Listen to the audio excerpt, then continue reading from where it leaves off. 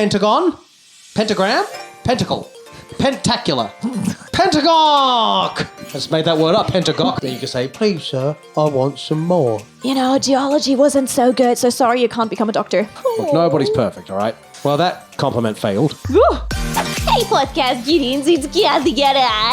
Ladybeard coming at you with another urban environment refurbishing establishment of Cat With Beard! I like that one. You like that? Actually, yeah, halfway through it changed. It had a different intention, but you like that? The urban environment That was very detailed, very detailed. Love it. Still better than toenails, seriously. You didn't like the old the toenailing. I was not a fan of that. No. You hate toenails? You just want a foot with no extremities? Our topic this time, I'm going to take you right away from that one. We're talking about the horrors. Since we're talking about toenails, we're talking about the horrors and just how incredibly hard it is to pass university entrance exams in Japan. It's a whole ordeal. You might be thinking of doing it, or maybe you're just curious how it happens. It's an ordeal. It's very interesting in Japan because the educational system is such, also the employment system is such that the hard part is getting in.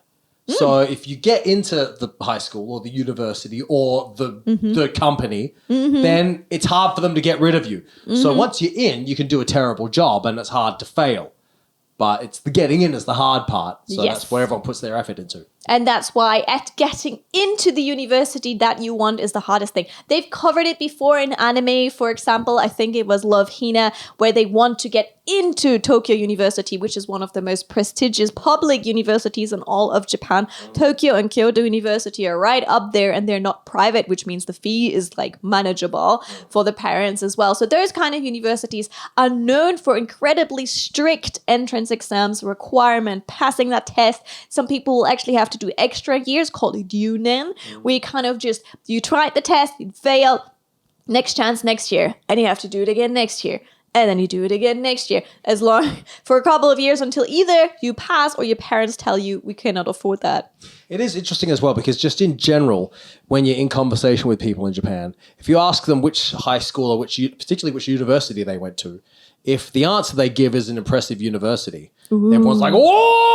Everyone acts like you're a genius just because you got in. I guess it's kind of like Harvard or Yale or Princeton or one of them, right? You're instantly elite if you make it into elite. Yeah, certain I went to Cambridge. Everyone goes, Yeah, but at least amazing. I guess in a lot of at least in Germany, it's like the hardest thing is passing. In Japan, it seems to not all of them, it seems to a lot of them, the hardest thing is getting in. People will spend several years just trying to get in.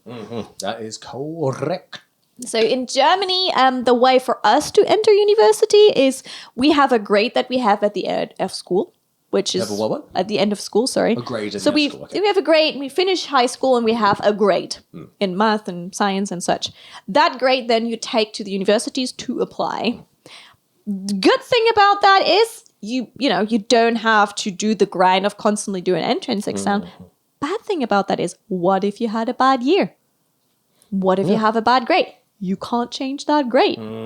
So that grade kind of might damage your future vitally because you do not get that. Let's try it another year. I think they started having a social year recently where you can volunteer to do some social work, which then will help you like kind of by percentage better your grade. So that was like an incentive for people to help in hospitals, kindergartens, kind of like those kind of environments. But that's how Germans generally apply for university. But sometimes it's a real battle to get in, but it's also a battle to stay. Meaning there's not enough seats. Like if that hall will be full and you really have to battle to go to the next level, to go to the next year, to go to the next year. So they're not making it easy. How is that in Australia? Yeah, I think pretty much a similar system to Germany. I mean, it's a case of, you got to, in high school, get marks good enough to get into whatever course you're trying to get into. Then you can apply for it. The university can accept you or otherwise. And then, every year you've got to pass. Every year you've got to pass. And then, of course, for some things, I don't know, for some particular thingamajigs, you have to get a distinction or a high distinction or they won't let you into the next year and things like this. I went to drama school, so we had to audition to get into the drama school. Oh. But then it was funny because they basically told us at the start of drama school, all right, you need to work very, very hard and you need to pass, otherwise you're going to get kicked out year by year. Yeah, but then a bunch of people bludged and they just shook their fingers, but no one ever got actually kicked out. Oh, right. Yeah, but a few people bludged and they didn't get their full degree. So because we got a double. I got a bachelor's degree, which was double honors. So some people didn't get the whole degree; they only got part of the degree. Yeah. If they bludged and didn't faffed around. Yeah. Do you also like so I think in the West it's like generally you have to have a certain amount of classes and you need to pass them and then in the end you get the your units. degree. They talk about units. Yeah, something like that. Now, again, in Japan, the hardest thing is though getting in. And that might take you several years. So you can't actually already start studying at the university and show how good you are in your subject. Getting in is very hard. So there are 4 common ways to join entrance exams in Japan. Number 1. The general entrance exam. So that's an examination. It consists of a variety of academic written tests. It's last year of high school. How did you go academically? They might have several rounds. Oh yeah, by the way, we're also joined by Shiori. Shiori! Will give us some input on the matter. Did you do the test? Give us some info about the general entrance exams. So general entrance exam, it depends like which school you go. But normally we have 5 subjects: Japanese, English, mathematics, sometimes history, and then some of the science. So maybe physics or chemistry or something. So you pick at least 3 or 5 of them, and each one has like 1 hour till 1.5 hour length written exam.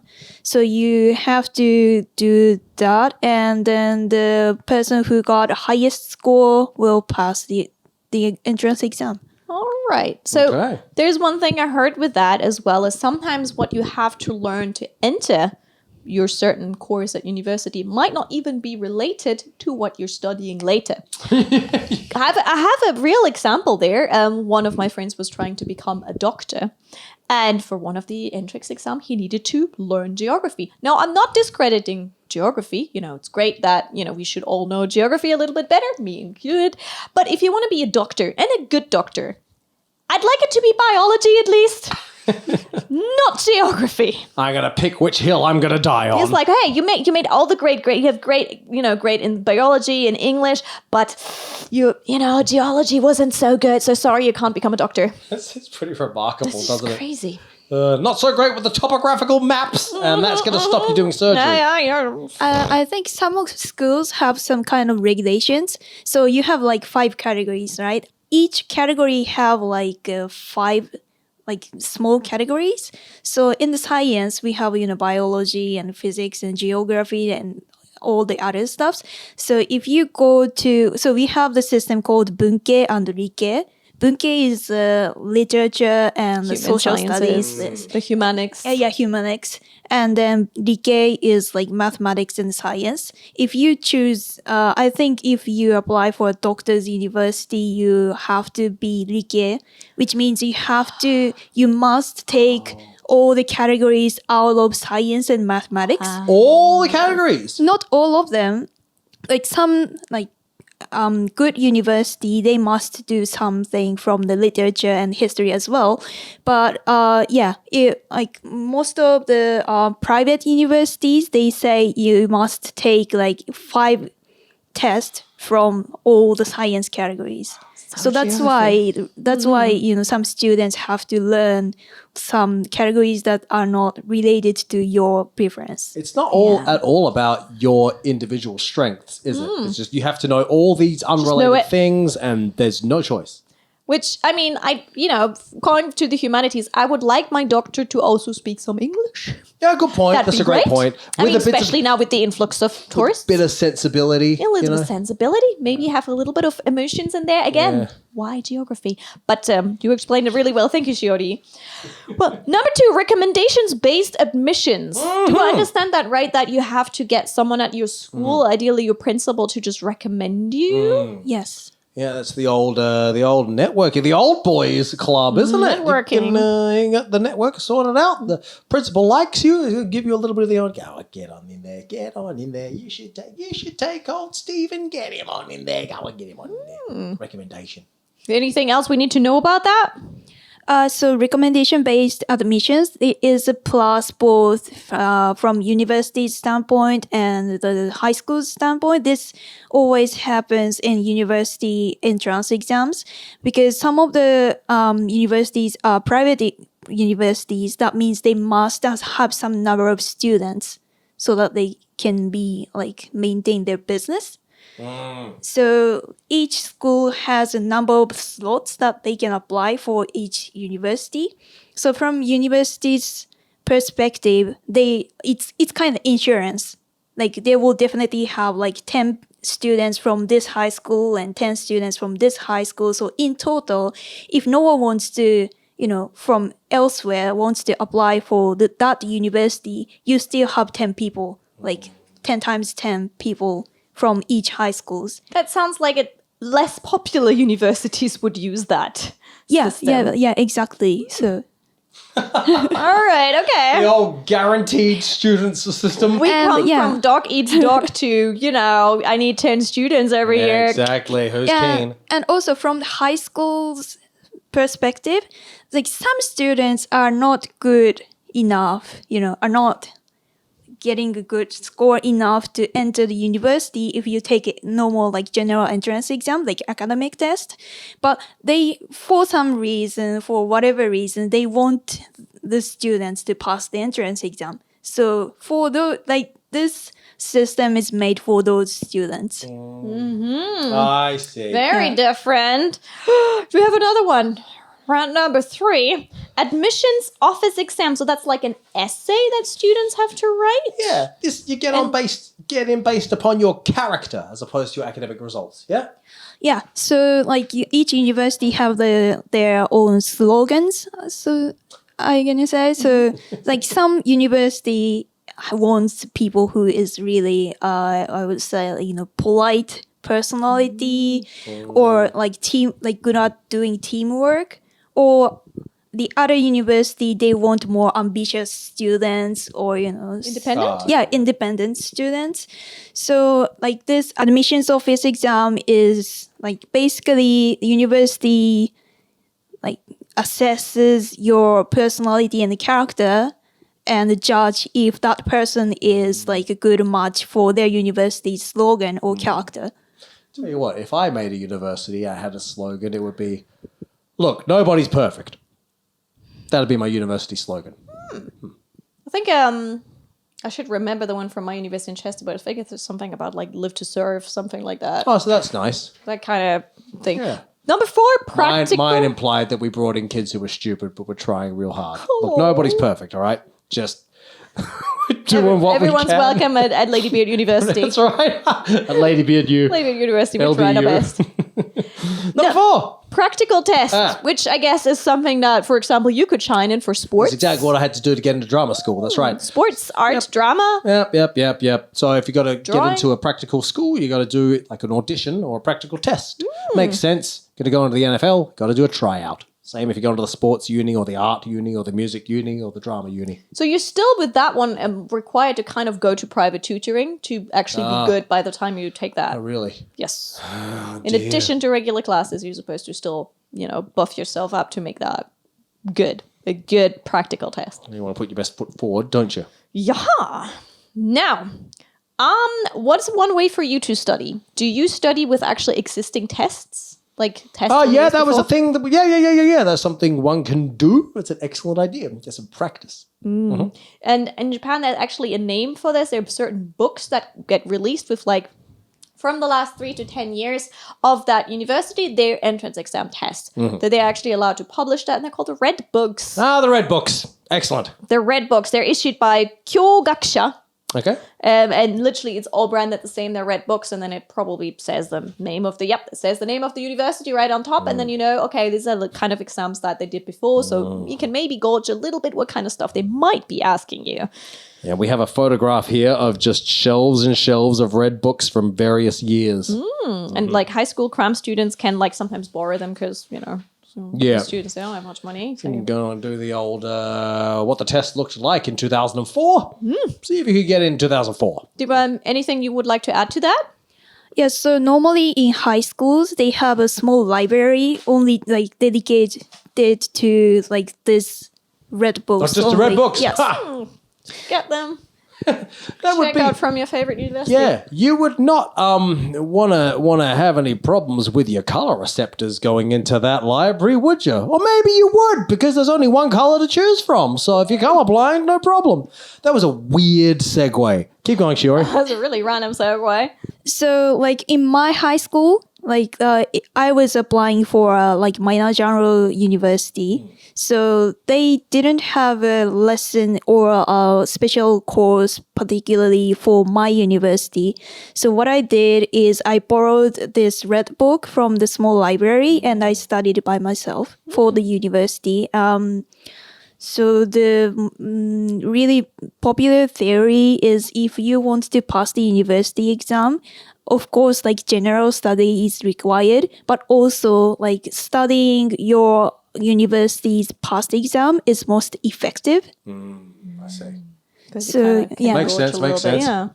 So you always like my teacher always told me to do at least 5 years, if possible 10 years, and like see like what they want, you know. And is that also potentially because some of the same questions from an old exam might just get recycled into your new exam? That can be said to not the university's second round exam, but first round exam, yes. So they have a first and a second round sometimes with the exams as well, Yes. mentioning that. Yeah. So first round is called like the 共通テスト, standardized entrance test for university. Yes. So and that is made not by the university, it's made by the government. So Oh, yes. I remember that one from my friends. They used to call it Center exam, Center scan. So everyone takes the test Oh, right. on the same weekend. Everyone who wants to go into university. And correct me if I'm wrong, but I heard everyone takes the test and then you get a score. And then with that score, you can apply for university. I see. Or you can apply for university, meaning if your score is too low, you can't even take the entrance exam. Can't even So try. you need to have a good score to then put that on your paper, to then be ready to actually apply for the another entrance exam to actually get into that specific university. Is that correct? yeah, it's correct. Particularly for the University of Tokyo, the most like smartest university, they have a particular like percentage that you must to get at the center scan, and it's pretty high. It's about 85% on every category, and you need to take at least 5 or 6 subjects. All right. You got to get Wow. good freaking marks. You got to get 19 out of 20 and everything. Yeah, it'll be really good. So you need to have a high grade in each of the 5 subjects. You need to be around 80, 85 in each of the 5 subjects that you picked, to then have a score with which you then are allowed to apply for the actual entrance exam at Tokyo Then University. you can say, please, sir, I want some more. You're allowed to do that. Oliver was a big Give me academic. more studies. That was the lesser known side of Oliver. Academics. That's what it was all about. All the academics. So yeah, that one is like, it's simultaneously held across the country on 2 Saturdays and Sundays in mid-January. So that's when a lot of students will be around. There will be a lot of like support the students kind of commercials on the train. Yeah. Lots of that. And they're selling a lot of Kit Kats during that time. Why do they sell Kit Kats, Cathy Cat? All right, Kit Kat happened to be lucky because there's been like a play on words with Kitokatsu, meaning I'm sure you will win. So people started like, I don't know, they realized people started giving each other kitokata as like a way of cheering you up while you're studying, something sweet to get, the sugar going, focus, concentration, and also the slogan of kitokatsu, like you will win this, like you you will will get this definitely for win. sure.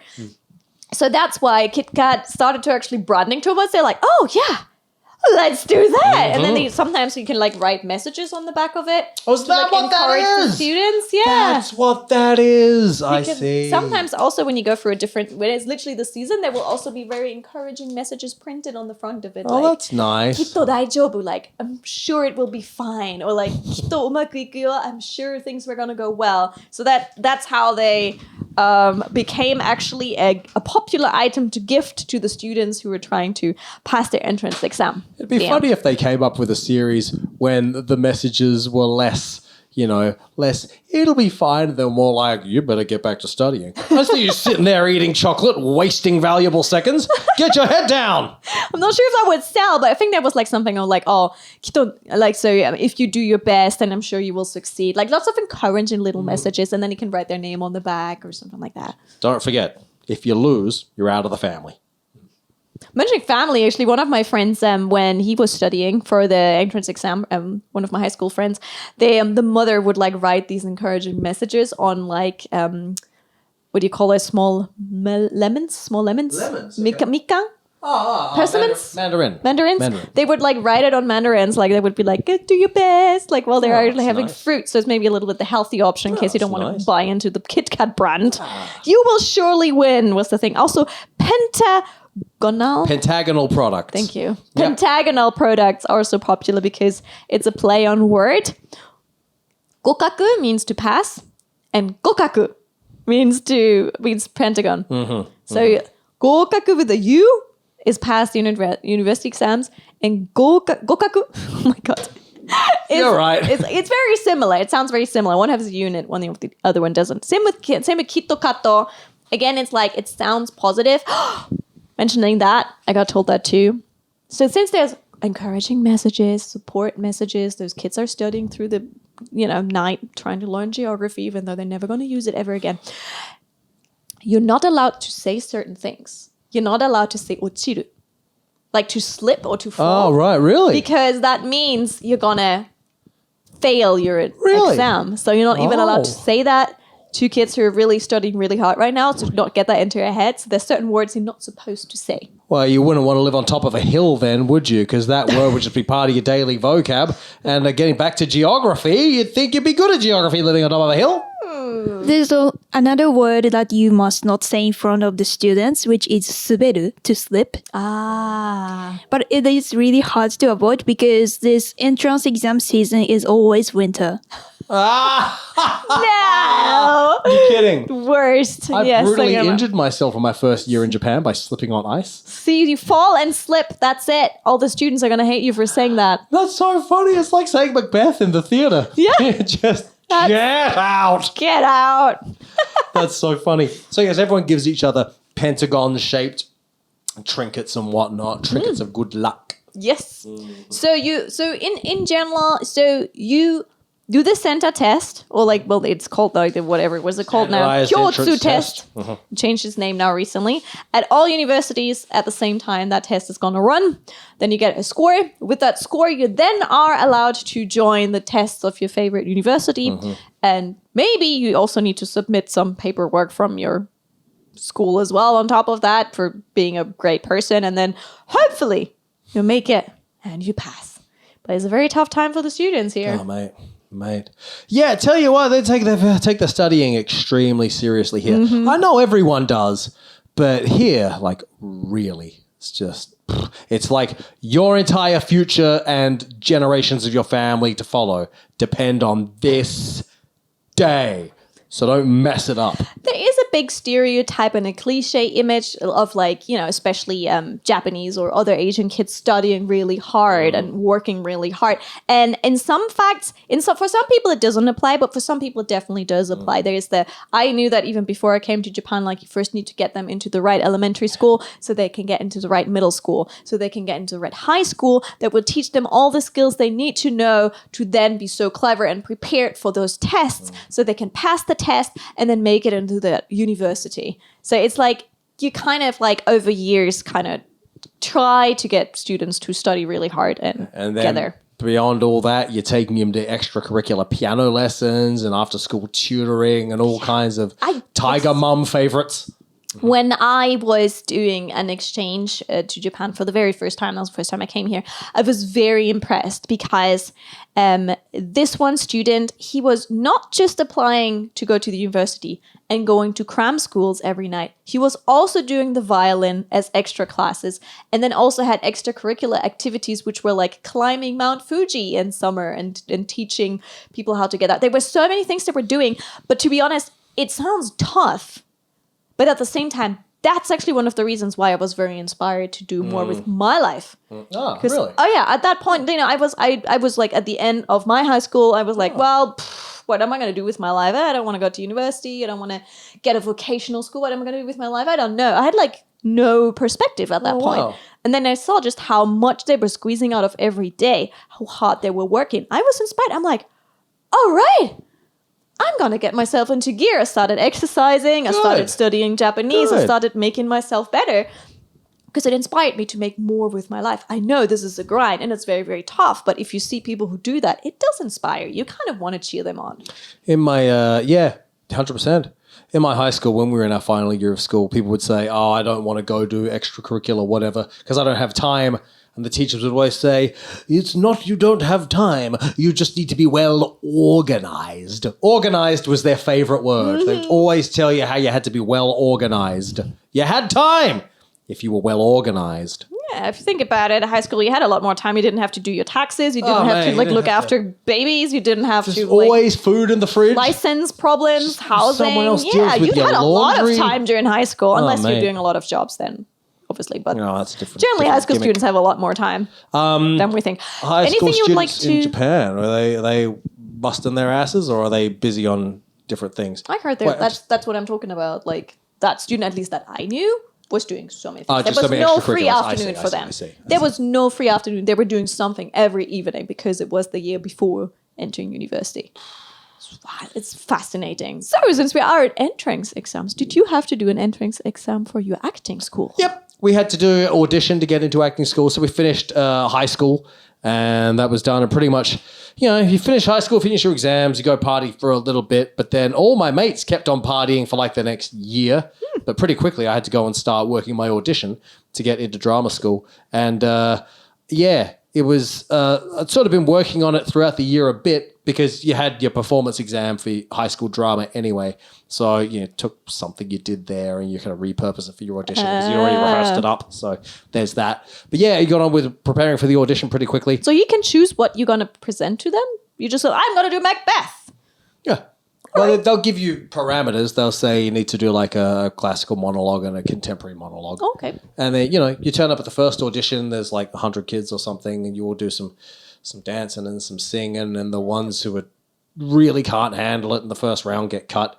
And then next round you come back and you present your pieces, and then there's another cut, and then they give you direction, and you go away and you work on your pieces again. You come back for your final audition, and then there's a final cut, and whoever's left gets in.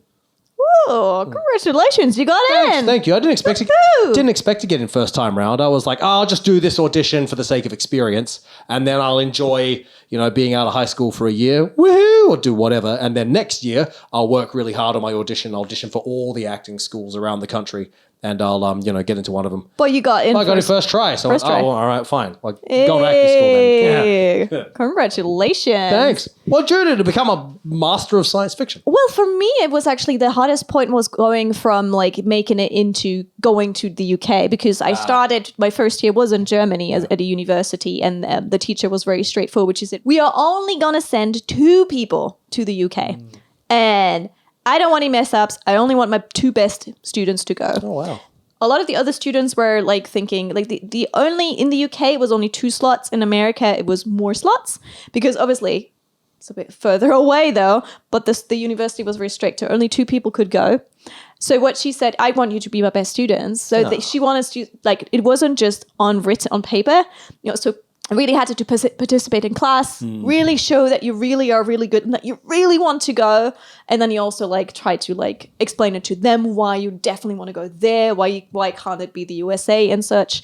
And I really wanted to go to the UK because I had been there before as an exchange student and it just meant a lot to me. And also they had creative writing at the University of Chester and that's my big passion. So I really tried to, do my very best. And I remember this one day I came in and they had like a post on the wall who made it weird. And when I came in, everyone was clapping and I got in. Oh, and that's good. I Congratulations. was like crying because obviously I had very fierce competition. There were people in my class who could speak 5 languages fluently.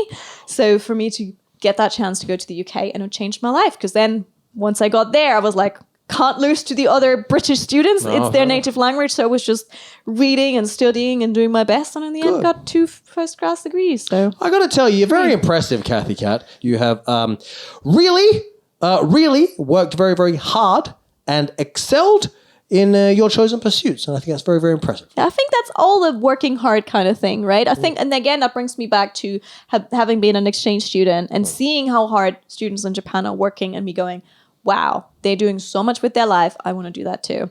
So hopefully by all those podcast episodes you've seen about people living in Japan, living the dream, as so to speak, even if this is one of your dreams, I hope all of our podcast episodes, I'm inspiring you to do a little bit more with your life. Maybe pick up that Japanese book you've been talking about picking up. Maybe working on your acting. Yeah, maybe to putting yourself out on social media to get a followership because you want to do something in the entertainment industry.